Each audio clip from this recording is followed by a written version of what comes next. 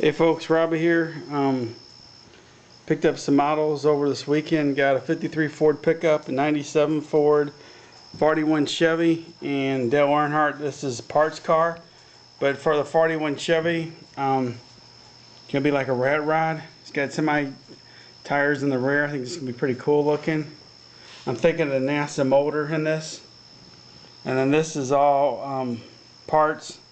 I'll show you what's in the box.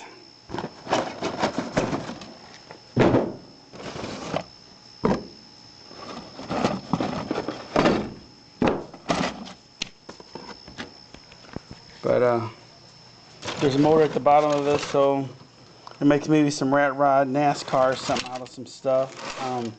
Here's what's in the 97 Ford. Not sure yet on this. Maybe a mud truck or something. I got one I built stock. I got one as a junker, so maybe a mud truck, and then the 53 Ford. Not sure I'm going to do that one either.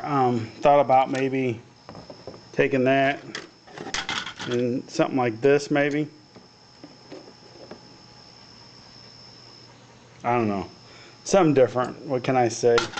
But anyway, kind of wanted to show you. But that's what we're in these boxes.